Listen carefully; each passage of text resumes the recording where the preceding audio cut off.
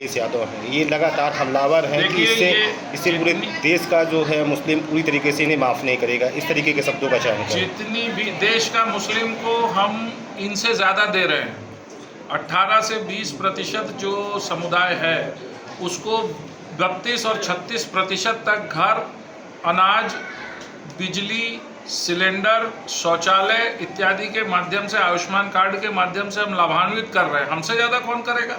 लेकिन समस्या इस बात की है कि इतना कुछ करने के बावजूद भी 2 से 4% अशरफ समाज जो मुस्लिम समाज का है, जिसको वहाँ का सवर्ण समाज मान लीजिए, वो जैसा कहता है उसने मुस्लिमों के नैरेटिव को चुरा रखा है।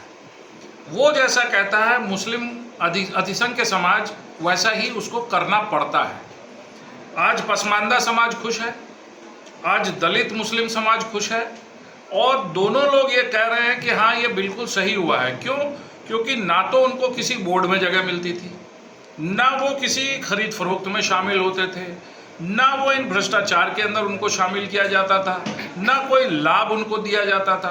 तो ये जो 2 से 4% अशरफ समाज है, ये जो सैयद हैं, ये जो कादी हैं, ये जो पठान हैं, जो बैठे हुए हैं इन बोर्डों के ऊपर और जिन्होंने अपनी मिल्कियत बना ली थी, अपनी सोचते थे कि ये हमारे हाथ में एक ऐसी ताकत है जिससे हम हमारी पुश्तें खाती रहेंगी, इसको समाप्त करने का समय आ गया है। कोई भी देश में दलित समाज के मुस्लिम हो या पसमानदा समाज के मुस्लिम हो, ये उनके हक की लड़ाई है जो भाजपा लड़ रही है। और जब उनको घर मिलेंगे, जब उनको इससे लाभ होगा, तो निश्चित तौर पर जो ये गलतफहमियां आज फैलाई जा रही हैं ये दूर होंगी। किसी की 1 इंच ज़मीन भी नाजायज़ तौर पर भाजपा की इच्छा नहीं है कि किसी भी सरकारी तंत्र के अंतर्गत आए। लेकिन जो भी तंत्र हो वह एक कानूनी व्यवस्था के तहत चले, वह एक कानून को माने। जिस तरह राम मंदिर से 400 करोड़ का टैक्स जा सकता है, तो 9 लाख एकड़ ज़मीन से 151 करोड़ ही कैसे आ रहा है? किसकी जेब में ये पैसा जा रहा है? एक वर्ष 100 करोड़ आ जाता है, अगले वर्ष 1 करोड़ आ जाता है। ये किस तरीके से हो रहा है? 100 करोड़ का जो 99 करोड़ है वो कौन खा जा रहा है? ये प्रश्न जनता के सामने ही नहीं है, ये मुस्लिम समाज के सामने भी है। और वहाँ पर गरीबों की आवाज़ ये अशरफ समाज बना हुआ है। ये जो अशरफ समाज है, इस समाज के पैरों तले ज़मीन खिसक गई है इस कानून के माध्यम से।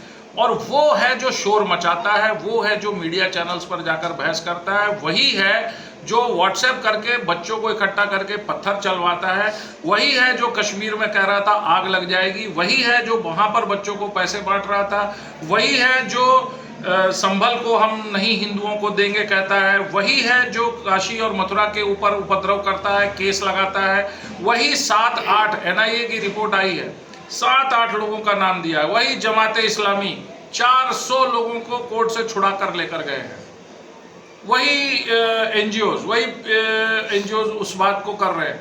तो कुछ परिवारवादी पार्टियों ने इस देश के अंदर एक तरीका बना लिया है वोट बैंक पॉलिटिक्स का। ये 20% वोट बैंक इधर से उधर न खिसके, इसके लिए हमें चाहे देश विरोधी भाषण करने पड़े, चाहे देश के अंदर आग लगाने की बात करनी पड़े, चाहे हिंदू और मुस्लिम डिवाइड की बात करनी पड़े, लेकिन हम पूरे भारत की बात नहीं करेंगे। वही सपा PDA बनाकर कर रही है, वही कांग्रेस दलितों और अन्य लोगों पर नई नई थ्योरी निकाल कर रही है, और ये आज़ादी के समय से हो रहा है।